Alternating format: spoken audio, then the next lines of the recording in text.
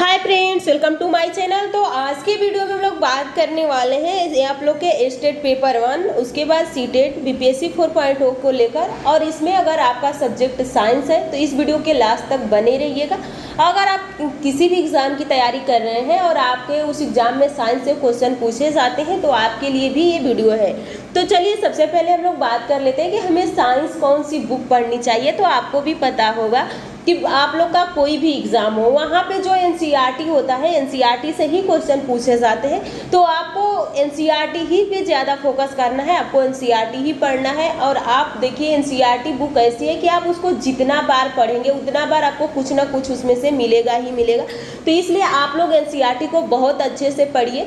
और उसके बाद अगर आपका स्टेट पेपर 1 है साइंस के लिए तो आपको तो एनसीईआरटी घोल के पी जाना है। और जो आप लोग के एनसीईआरटी के वेबसाइट पे जो क्वेश्चन दिए गए हैं प्रीवियस ईयर्स हो या आप लोग के बुक के जो क्वेश्चन दिए गए हैं उस क्वेश्चन की क्लासेस आप लोग की चल रही है, जैसे कि एनसीईआरटी एग्जाम्पलर्स की क्लासेस चल रही है, उसको आप लोग ज़रूर देखिएगा। क्योंकि अगर आप स्टेट की तैयारी कर रहे हैं या किसी भी एग्जाम की तैयारी करें तो वहाँ से क्वेश्चन फिक्स है कि पूछा जाएगा। तो इसलिए आप लोग को वो क्लास नहीं छोड़ना है, किसी भी हालत में उस क्लास को आपको ज़रूर देखना है। अब हम लोग बात कर लेते हैं कि थंबनेल पे आप लोग देख रहे हैं कि अगर हमें बिल्कुल फ्री में पढ़ना है तो हम लोग कैसे पढ़ेंगे।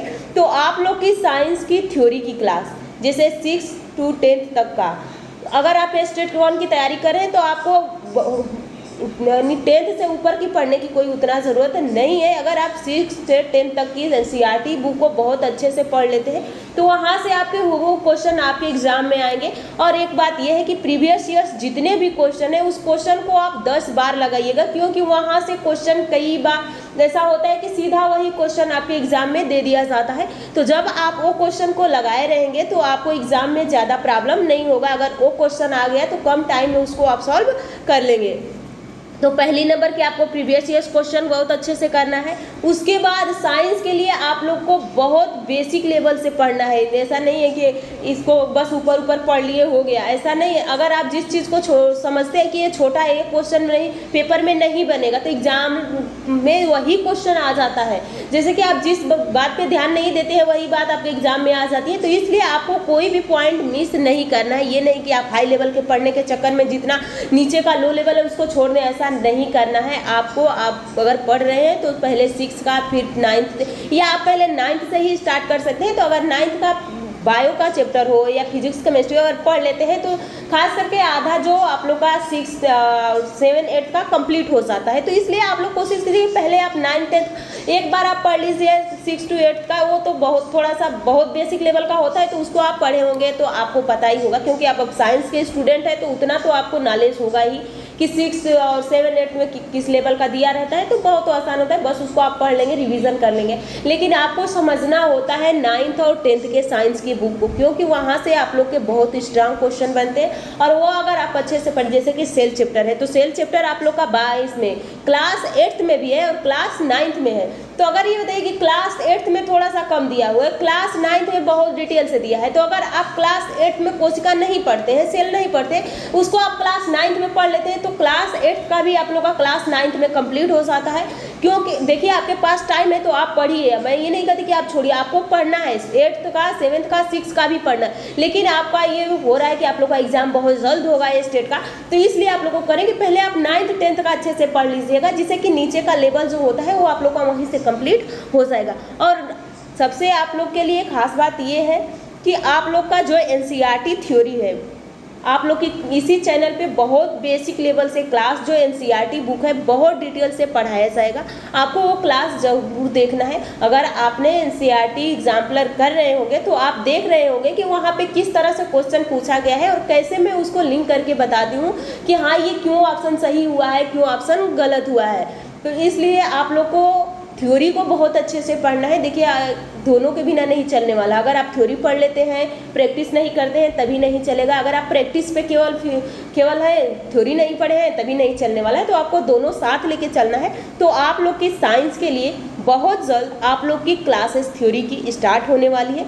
तो आप लोग चैनल से जुड़े रहिएगा। और आप लोग अगर बस प्रीवियस ईयर्स क्वेश्चन कर लीजिए, और ये जो बुक का एग्जाम्पलर जो कराया जा रहा है उसको कर लीजिए और थ्योरी को पढ़िए। उसके बाद बाकी कुछ आपको पढ़ने की ज़रूरत नहीं है स्टेट के लिए। तो आपका स्टेट बहुत आराम से, अगर आप सामान्य हैं तो आपको 75 नंबर लाना होता है, अगर बिहार से हैं तो आपको वहाँ पे छूट भी होता है, अगर इधर अदर स्टेट के हैं तो आपको 75 लाना होगा। तो इतना आप ला सकते हैं। 100 नंबर का आप लोग का पेपर होता है केवल साइंस का। 50 नंबर में तो आप लोग का CDP भी आ जाता है और GK GS भी आ जाता है। लेकिन अगर अच्छे से पढ़ते हैं तो अब देखिए ज़्यादा करके फोकस आप साइंस पे दीजिएगा, क्योंकि अगर अच्छे से पढ़ लेते हैं तो 75 तो बहुत आराम से ला लेंगे। GK GS पे भी टाइम दीजिएगा, लेकिन थोड़ा सा साइंस के अपेक्षा कम दीजिएगा, जिससे कि आप आसानी से साइंस को स्ट्रांग कर लें। उसके बाद GK GS भी आप लोग का GK GS से ज़्यादा क्वेश्चन नहीं बनता है। तो आप लोग अगर साइंस यहाँ पे अच्छे से पढ़ लेते हैं तो आगे चल के भी साइंस की आपको बहुत ज़रूर, जैसे अगर आप 4.0 में बैठेंगे तो आपको साइंस से 80 क्वेश्चन मिलने वाला है। तो अगर यहाँ पे आप छोटी छोटी बातों पे ध्यान दिए रहेंगे तो बहुत आसानी से अपने क्वेश्चन को सॉल्व कर लेंगे। तो आप लोग बिल्कुल फ्री में पढ़ने के लिए इस चैनल से जुड़े रहें। और साइंस की थ्योरी क्लासेस बहुत जल्द आप लोग की स्टार्ट होगी और साइंस एग्जाम्पलर की क्लासेस चल रही है। आप लोग देखे भी होंगे कि वही क्वेश्चन जो साइंस जो आप लोग का NCERT एग्जाम्पलर मैं करा रही हूँ, वही क्वेश्चन आप लोग के कहीं भी देखिए 500 से नीचे की बात ही नहीं है। उस अगर आप बैच खरीदना चाहते हैं NCERT एग्जाम्पलर का तो 500 से कम की बात किसी भी चैनल पे नहीं है। तो आप लोग अगर अपने पढ़ाई पे थोड़ा सा मेहनत करना चाहते हैं तो आप पढ़ सकते हैं, या नहीं भी आप एग्जाम्पलर के क्लासेस देख रहे हैं तो आप यहाँ पे जाइए, गूगल में आपको सर्च करना है NCERT.in। वहाँ पे आप लोग के जितने यानी 6 से 12th तक का NCERT एग्जाम्पलर आ जाएगा और वहाँ से आप देख सकते हैं कि क्या वो ओरिजिनल है या नहीं। मैं जो आप लोगों को करा रही हूँ बिल्कुल ओरिजिनल वही है। तो आप लोग अपनी क्लास अच्छे से करते रहिए, थ्योरी के लिए इस क्लास से जुड़े रहिए। तो चलिए नेक्स्ट वीडियो में बहुत जल्द मिलेंगे और अपनी तैयारी बहुत अच्छे से कीजिए। अगर स्टेट पास होंगे या CTET पास होंगे तभी आगे किसी भी एग्ज़ाम में बैठ सकते हैं।